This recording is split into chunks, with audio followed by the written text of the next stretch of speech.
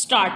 Sir, the Essential Commodities Act was passed 5 years ago, and when the minister yesterday came with an amending bill, we expected that he would give us a brief report on the working of this measure for the last few years.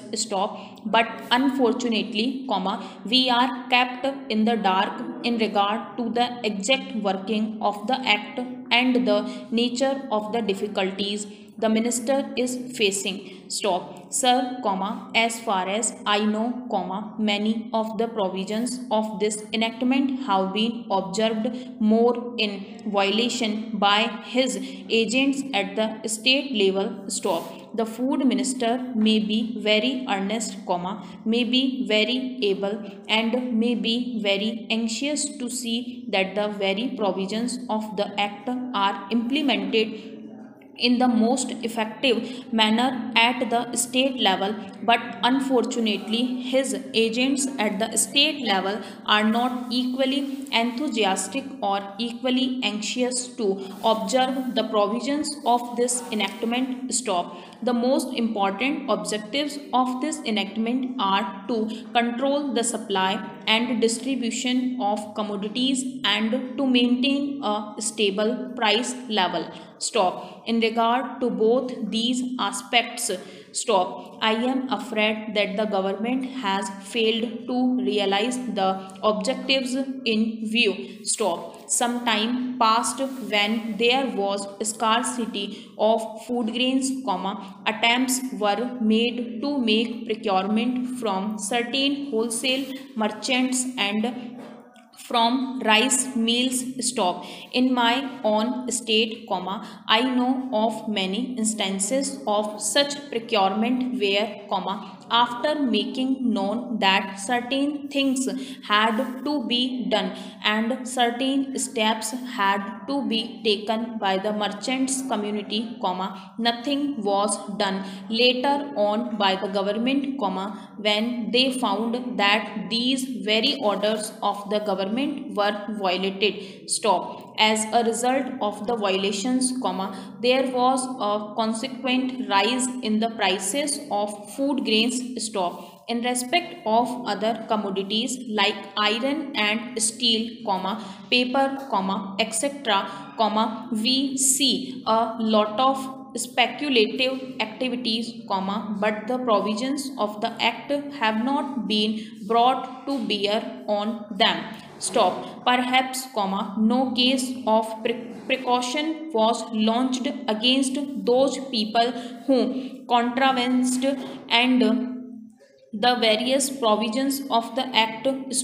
We are interested to know in how many cases the government have taken steps to prosecute individuals who have violated the various sections of the act. The minister said that the powers under the act were not adequate. We sympathize with the food minister, but I want to know what action has been taken in this regard by the various state governments. Para. In regard to the amending provisions, I want to know from the minister what would be his difficulty even if minor offences are taken to court of law. For instance, the Motor Vehicle Act deals with various offences, both major and minor, and various minor offences under the act are taken to courts and people are prosecuted.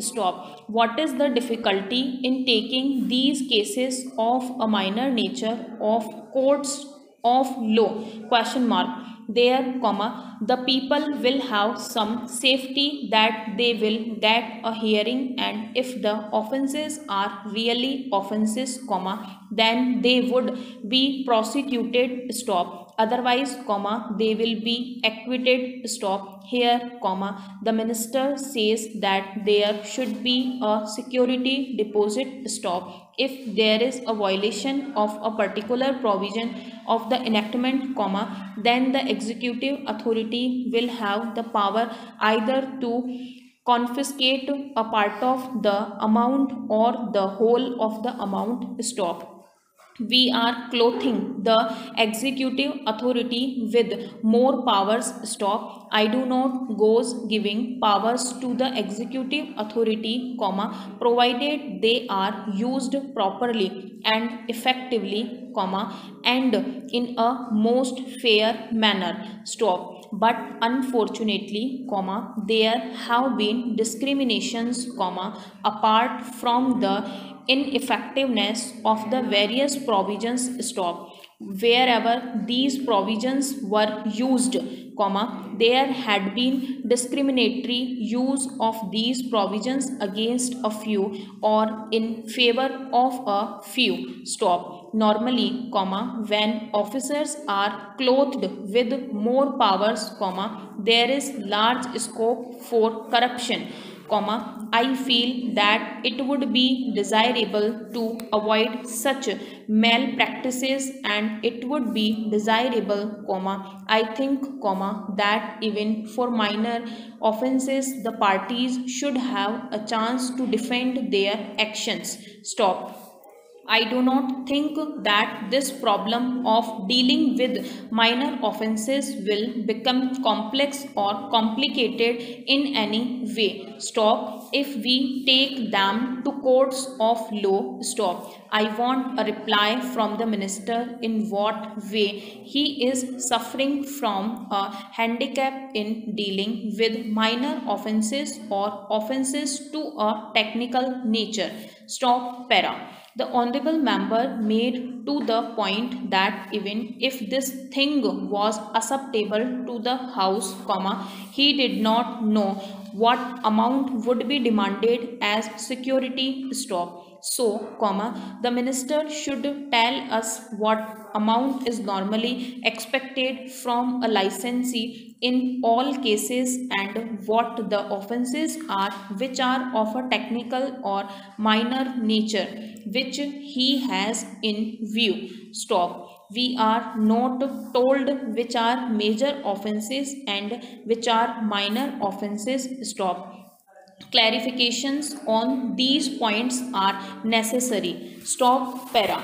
I wish that the act which came into effect long ago was implemented properly. Stop. I know that the minister there is very earnest in implementing it, but his colleagues at the state level and at the central level are disappointing him. Stop.